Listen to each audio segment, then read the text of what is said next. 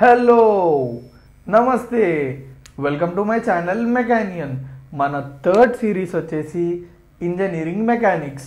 మన థర్డ్ సిరీస్లో 81st video వచ్చేసి integration techniques used for finding out centroid. అంటే మనము సెంట్రాయిడ్ ఫైండ్ చేసేటప్పుడు ఏ అయితే ఇంటిగ్రేషన్ టెక్నిక్స్ వాడతామో ఆ ఇంటిగ్రేషన్ టెక్నిక్స్ గురించి డీటెయిల్గా చూద్దాము. ఓకేనా? సో ఇప్పుడు మనము ప్లేన్ ఫిగర్స్కి సెంట్రాయిడ్ కనుక్కుంటాం కదా, ఆ సెంట్రాయిడ్లో ఏ ఇంటిగ్రేషన్ టెక్నిక్స్ని వాడతాము. అంటే సపోజ్ ట్రయాంగిల్ తీసుకున్నాము. ఓకే, ఈ ట్రయాంగిల్ సెంట్రాయిడ్ కనుక్కోవడానికి మనం ఏ ఇంటిగ్రేషన్ టెక్నిక్ వాడడం? సిమిలర్గా ఇంకో షేప్ ఏదైనా సెమీ సర్కిల్ తీసుకోండి, సర్కిల్ తీసుకోండి, లేకపోతే క్వార్టర్ సర్కిల్ తీసుకోండి, మళ్ళీ ఇంకోటి పారాబోలా తీసుకోండి, ఇంకోటి స్పిండల్ పారాబోలా అని ఉంటుంది. సో ఇట్లా డిఫరెంట్ షేప్స్కి మనం సెంట్రాయిడ్ కనుక్కునేటప్పుడు డిఫరెంట్ ఇంటిగ్రేషన్ టెక్నిక్స్ వాడతాం. సో ఆ ఇంటిగ్రేషన్ టెక్నిక్స్ గురించి తెలిస్తేనే మనము అంటే ఏ షేప్కి ఏ టెక్నిక్ వాడాలి, ఏ పారామీటర్స్ తీసుకోవాలని తెలిసినప్పుడే మనము ఈజీగా సెంట్రాయిడ్ కనుక్కోగలుగుతాము. సో ఈ వీడియోలో మనము వాటి గురించి ఆ ఇంటిగ్రేషన్ టెక్నిక్స్ గురించి చూద్దాము. సో ఫస్ట్ మనము ఒక టూ ఇంటిగ్రేషన్ టెక్నిక్స్ గురించి చూద్దాము. ఓకే, దానికి ముందు మనకి బేసికల్గా ఫార్ములా ఏంది? సెంట్రాయిడ్ ఫార్ములా ఏంది? ఎక్స్ బార్ ఇది equal to integral XdA by A, Y bar ఇది equals to integral YdA by A. Okay, so ఇందులో మనకి వెరీ ఇంపార్టెంట్ కావాల్సింది ఏంటంటే డిఏ అంటే ఏంది, ఎక్స్ అంటే ఏంది, డిఏ అంటే ఏంది, వై అంటే ఏంది. ఓకే, డిఏ అంటే మనము ఏదైతే ఏరియా ఎలిమెంట్ కన్సిడర్ చేస్తున్నామో దాన్ని మనం డిఏ అని అంటాం. For example first case consider చేసుకోండి. ఇది ఒక నాన్ యూనిఫామ్ బాడీ తీసుకున్నా. ఇప్పుడు ఇందులో నేను ఏ టైప్ ఆఫ్ కోఆర్డినేట్ సిస్టమ్ తీసుకున్నానో చూడండి. నేను రెక్టాంగులర్ కోఆర్డినేట్ సిస్టమ్ తీసుకున్నా. అంటే దీని అర్థం ఏంటంటే మనకి కోఆర్డినేట్ యాక్సిస్ ఉందా? ఏది normal coordinate axis, XY coordinate axis ఉందా? దాన్ని మనము రెక్టాంగులర్ కోఆర్డినేట్ యాక్సిస్ అని అంటాము. సో అందులో కోఆర్డినేట్స్ ఏముంటాయి? X, Y. సో ఇప్పుడు కూడా దీంట్లో కూడా మనం కోఆర్డినేట్స్ ఏం తీసుకుంటామంటే X, Y తీసుకుంటాము. దాన్నే రెక్టాంగులర్ కోఆర్డినేట్ సిస్టమ్ అని అంటాము. అండ్ ఇప్పుడు ఇందులో ఎలిమెంట్ ఏం తీసుకున్నాము? ఎలిమెంట్ యొక్క షేప్ ఏంది చూడండి, రెక్టాంగులర్ ఎలిమెంట్. సో చిన్న డిఏ ఎలిమెంట్ ఏ షేపు? Rectangular element. నేను దాని యొక్క లెంత్ dx అనుకున్నా, దాని యొక్క బ్రెత్ dy అని అనుకున్నా. ఇక్కడ మీరు చూసుకున్నట్టయితే dx dy రెండు వేరియబుల్సే. అంటే దాని అర్థమైంది d పక్కన ఉంది అనుకోండి, రెండు కోఆర్డినేట్స్ పక్కన d అని ఉందా, d అంటే వేరియబుల్ అని అర్థం, dx variable, dy variable. So ఇక్కడ మనకు ఈ ఎలిమెంట్కి ఎన్ని వేరియబుల్స్ ఉన్నాయి? 2 వేరియబుల్స్ ఉన్నాయి. ఓకే, ఇక్కడ వరకు క్లియర్గా అర్థమైందా? సో ఈ ఏరియా ఈ స్మాల్ డిఏ ఏరియా ఎలిమెంట్ యొక్క ఏరియా ఎంత? డిఏ ఇది ఈక్వల్స్ టు రెక్టాంగిల్ అన్నాం కాబట్టి లెంత్ ఇంటూ బ్రెడ్త్ అంటే dx ఇంటూ dy. ఇది బాగుంది, చాలా బాగుంది. కానీ ఈ టోటల్ బాడీ యొక్క ఏరియా ఎంత అంటే ఏం చేయాలంటే సింపుల్. ఇక్కడ ఎన్ని వేరియబుల్స్ ఉన్నాయి? 2 వేరియబుల్స్ ఉన్నాయి కాబట్టి you have to integrate 2 times. అర్థమైందా? ఈ ఏరియాని 2 టైమ్స్ ఇంటిగ్రేట్ చేసినామంటే మనకి టోటల్ ఏరియా వచ్చేస్తుంది. ఇది ఒక ఇంటిగ్రేషన్ టెక్నిక్. ఇక్కడ మనము డిఏ ఏం తీసుకోవాలి అండ్ ఏరియా ఎట్లా కనుక్కోవాలి అనేది వెరీ ఇంపార్టెంట్. సో ఇట్లాంటి ఫిగర్స్కి మనము డిఏ ఏ షేప్ తీసుకున్నాము? రెక్టాంగులర్ షేప్ తీసుకున్నాము. అండ్ ఏ కోఆర్డినేట్ సిస్టమ్ కన్సిడర్ చేస్తున్నాము? Rectangular coordinate system. And area అయింది మనకి ఈ నాన్ యూనిఫామ్ షేప్కి ఏది equals to double integral dx dy. So ఇదొకటి. సో కొన్ని ఇట్లాంటి సినారియోస్లో మనము ఈ టైప్ అంటే రెక్టాంగులర్ కోఆర్డినేట్ సిస్టమ్ చూస్ చేసుకోవాలి. రెక్టాంగులర్ ఏమంటారు, ఆ ఎలిమెంట్ ఏదైతే ఉందో దాన్ని రెక్టాంగిల్ అనుకోవాలి. ఏరియా ఎట్లా ఫైండ్ అవుట్ చేయాలి. బాగుంది, చాలా బాగుంది, ఇది క్లియర్. నెక్స్ట్ కొన్ని షేప్స్ అంటే circle, semi circle, quarter circle and ఇట్లాంటి ఏవైతే సర్కిల్ ఇట్లా ఆర్క్ టైప్ ఉంటాయో వాటికి మనము ఏ కోఆర్డినేట్ సిస్టమ్ తీసుకోవాలి, వాటికి మనం ఇంటిగ్రేషన్ ఎట్లా చేసుకోవాలి, దానికోసమే ఇంకొక ఇంటిగ్రేషన్ టెక్నిక్ ఉంది. ఆ ఇంటిగ్రేషన్ టెక్నిక్ ఏందో చూద్దాము. ఓకే, ఇప్పుడు ఇది వచ్చేసి క్వార్టర్ సర్కిలే కదా, టోటల్ సర్కిల్ జస్ట్ క్వార్టర్ తీసుకున్నాను నేను. ఇప్పుడు ఈ క్వార్టర్ సర్కిల్లో నేను ఈ క్వార్టర్ సర్కిల్కి సెంట్రాయిడ్ కనుక్కోవాలంటే ఏ ఇంటిగ్రేషన్ టెక్నిక్ వాడాలి చూడండి. ఫస్ట్ మనం చూసుకోవాల్సింది బేసిక్. ఏ సిస్టమ్ తీసుకుంటున్నాము? Polar coordinate system. అంటే ఏంది అని అంటారు. ఓకే, ఇక్కడ కోఆర్డినేట్స్ ఏముండే? X comma Y. కానీ ఇక్కడ కోఆర్డినేట్స్ ఏముంటాయి అంటే R comma theta. Okay, coordinates ఏముంటాయి? ఆర్ ఇంకా టీటా. ఓకే, ఇప్పుడు మనం ఒక ఎలిమెంట్ తీసుకున్నాం చూడండి.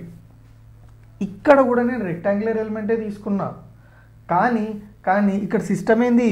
Polar coordinate system. Okay, so ఇప్పుడు రెక్టాంగులర్ ఎలిమెంటే. సో ఈ దీని వాల్యూ ఎంత? ఈ ఎలిమెంట్లో దీని వాల్యూ ఎంత? డిఆర్. దీని వాల్యూ ఎంత? R D theta. సో ఈ టోటల్ ఈ ఎలిమెంట్ యొక్క ఏరియా ఎంత? డిఏ ఇది equals to length into breadth, R into D R into D T. బాగుంది. ఓకే, సో ఏరియా ఎంత? ఇప్పుడు ఈ టోటల్ ఈ సర్క్యులర్ ఆర్క్ యొక్క ఈ క్వార్టర్ సర్కిల్ యొక్క ఏరియా ఎంత? సేమ్. చూడండి ఇక్కడ మీరు ఈ డిఏలో మీరు కరెక్ట్ చూసినట్టయితే ఎన్ని వేరియబుల్స్ ఉన్నాయి? 2 వేరియబుల్స్ ఉన్నాయి. రెండింటికి డి ఉంది అంటే 2 వేరియబుల్సే, D R D theta. That means if you want to find out the total area of this quarter circle you have to integrate this D A element twice. అంటే 2 సార్లు ఇంటిగ్రేట్ చేయాలి. A is equals to double integral R D R D theta. So అర్థమైందా? So ఇది కొన్ని షేప్స్కి, అది కొన్ని షేప్స్కి. అంటే shape బట్టి మనము ఇంటిగ్రేషన్ టెక్నిక్ ఏది యూజ్ చేయాలి, ఏరియా ఎలిమెంట్ ఏది తీసుకోవాలి. సో ఏరియా కనుక్కోవాలంటే డబల్ ఇంటిగ్రల్ చేయాలా, సింగిల్ ఇంటిగ్రల్ చేయాలా? సో ఇక్కడ వరకు ఈ 2 క్లియర్గా అర్థమైనాయా? ఓకేనా? సో ఇందాక మనము 2 ఇంటిగ్రేషన్ టెక్నిక్స్ చూసినాము. సో ఇప్పుడు మనము మిగిలిన ఇంకా 2 ఇంటిగ్రేషన్ టెక్నిక్స్ని యూజ్ చేద్దాము. సో మన ఫస్ట్ ఇంటిగ్రేషన్ టెక్నిక్ చూడండి. సో ఈ షేప్ ఎట్లా ఫామ్ అయిందంటే 2 కర్వ్స్ తోటి ఫామ్ అయింది. ఇదొక కర్వ్. సో ఇప్పుడు ఈ షేప్ అనేది 2 కర్వ్స్ తోటి ఫామ్ అయింది కదా. ఇప్పుడు ఈ షేప్ యొక్క సెంట్రాయిడ్ని ఎట్లా కనుక్కుంటాం? ఫస్ట్ కనుక్కోవాలంటే మనకి సింపుల్. ఫస్ట్ సెంట్రాయిడ్ ఫార్ములా చూద్దాం. X bar is equals to integral X D A by A. అవునా కదా? అంటే ఇక్కడ మనకి ఇంటిగ్రేషన్ ఇన్వాల్వ్ అయిందా లేదా? సో ఇప్పుడు ఈ ఇంటిగ్రేషన్ని సాల్వ్ చేయాలంటే మనం ఏ టెక్నిక్ వాడతాం అనేది చూద్దాం. సో మనం ఇందాక చూసినాం కదా, మనం ఒక ఎలిమెంట్ కన్సిడర్ చేయాలి. అవునా కదా? సో ఫస్ట్ నేను ఇక్కడ ఏ ఎలిమెంట్ కన్సిడర్ చేస్తున్నా చూడండి. కర్వ్లో ఒక రెక్టాంగులర్ ఎలిమెంట్ కన్సిడర్ చేస్తున్నా. ఓకే, రెక్టాంగులర్ ఎలిమెంట్ కన్సిడర్ చేస్తున్నా చూడండి. ఇది వచ్చేసి ఆ రెక్టాంగులర్ ఎలిమెంట్ అండ్ దీని యొక్క బ్రెడ్త్ వచ్చేసి dy అండ్ దీని యొక్క లెంత్ వచ్చేసి x2 మైనస్ x1. ఎట్లా చూడండి. ఇప్పుడు ఈ షేప్లో ఈ పాయింట్ ఉందా? ఈ పాయింట్ y యాక్సిస్ నుంచి ఈ పాయింట్కి డిస్టెన్స్ ఎంత అంటే x2. ఓకే, అండ్ ఇక్కడ ఈ పాయింట్ ఉందా? ఈ పాయింట్ నుంచి y యాక్సిస్కి డిస్టెన్స్ ఎంత? x1. ఓకే, సో ఇప్పుడు నాకు ఈ డిస్టెన్స్ కావాలి. సో ఇప్పుడు నేను ఏం చేస్తున్నా? ఇది టోటల్.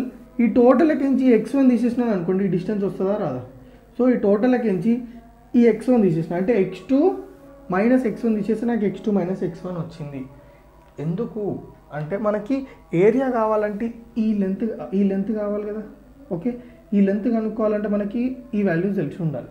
సో ఈ వాల్యూస్ అనేవి కాన్స్టెంట్ అంటే సపోజ్ చూడండి, ఇక్కడ నుంచి ఇక్కడికి x2 అంటే ఒక నెంబర్. అది ఇప్పుడు ఈ కోఆర్డినేట్ యాక్సిస్కి మనం నెంబర్ తీసుకుంటే ఇది ఒక నెంబర్ అయిపోతుంది. x1 అనేది కూడా ఒక వాల్యూ. అంటే ఇక్కడ మీరు చూసుకున్నట్టయితే ఈ x2 x1 అనేది వాల్యూస్. అంటే దీన్ని బట్టి మీకు ఏమర్థమైంది? ఈ x2 మైనస్ x1 అనేది వాల్యూ, కాన్స్టెంట్ వాల్యూ. కానీ ఇక్కడ dy అనేది అట్లా కాదు. డి ఉంటే నేను మీకు ఏం చెప్పినా అది వేరియబుల్ అని చెప్పిన. సో ఇక్కడ మీరు చూసుకున్నట్టయితే ఈ రెక్టాంగిల్ ఎలిమెంట్కి 2 వేరియబుల్స్ లేవు, ఒకటే వేరియబుల్ ఉంది. కానీ మీరు అంటే ఇందాక చూసిన 2 టెక్నిక్స్లో మనం ఏదైతే రెక్టాంగులర్ ఎలిమెంట్ తీసుకున్నామో ఆ రెక్టాంగులర్ ఎలిమెంట్కి 2 డైమెన్షన్స్ వేరియబుల్లే ఉండే. dx dy rdr dθ అంటే dr dθ 2 variables, dx dy 2 variables. కానీ ఇప్పుడు స్పెషల్గా ఈ టెక్నిక్స్లో ఈ 2 ఏవైతే ఇప్పుడు మనం సాల్వ్ చేయబోతున్నామో ఆ టెక్నిక్స్లో మనము ఒకటే వేరియబుల్ తీసుకుంటాము. ఒకటే వేరియబుల్, ఇంకోటి కాన్స్టెంట్ వాల్యూ. ఓకే, ఇప్పుడు ఈ రెక్టాంగులర్ ఎలిమెంట్ యొక్క ఏరియా ఎంత? dA equals to length into breadth dy into x2 minus x1. Okay, ఇప్పుడు నాకు dA వచ్చింది. ఏ ఎట్లా వస్తుంది? సింపుల్, ఇంటిగ్రేట్ చేయాలి. కానీ ఇంటిగ్రేషన్ ఎట్లా చేస్తాము? Very very important. ఎన్ని వేరియబుల్స్ ఉన్నాయి? dy into x2 minus x1. x2 minus x1 అనేది వేరియబుల్ కాదు, dy అనేది వేరియబుల్. సో సింపుల్, ఒకటే వేరియబుల్ కాబట్టి ఒకసారి integration. So A is equals to integral x2 minus x1 into dy. x2 minus x1 బయటకు తీసుకొస్తే A is equals to x2 minus x1 integral dy. So area ఎట్లా area D A value and area value మనకు వచ్చిందా లేదా. So ఇట్లాంటి షేప్స్కి మనం ఏం చేయాలంటే రెక్టాంగులర్ ఎలిమెంట్ తీసుకోవాలి. ఆ రెక్టాంగులర్ ఎలిమెంట్కి వేరియబుల్ ఒక్కటే ఉండాలి. గుర్తుపెట్టుకోండి, వేరియబుల్ అనేది ఒకటే ఉండాలి, ఇంకొకటి కాన్స్టెంట్ వాల్యూ ఉండాలి. సో ఇప్పుడు మనకి ఏరియా వచ్చింది, డిఏ వచ్చింది, మనము సెంట్రాయిడ్ ఫార్ములాలో సబ్స్టిట్యూట్ చేసుకుందాము. ఎక్స్ బార్ ఇది equals to integral XdA by A. ఇక్కడ ఒక చిన్న డౌట్ మీకు రావచ్చు, ప్రతిసారి నేను డిఏ గురించి చెప్తున్నా, ఏ గురించి చెప్తున్నా, ఇంటిగ్రేషన్ గురించి చెప్తున్నా, కానీ అసలు ఈ ఎక్స్ అంటే ఏంది అండ్ వై అంటే ఏంది దాని గురించి మీకు చెప్పట్లే. ఎక్స్ అంటే ఏంటంటే ఈ ఎలిమెంట్ ఉందా, ఈ ఎలిమెంట్ యొక్క సెంటర్. ఓకే, ఏదైతే మనం ఎలిమెంట్ తీసుకుంటామో ఆ ఎలిమెంట్ యొక్క సెంటర్. అర్థమవుతుందా.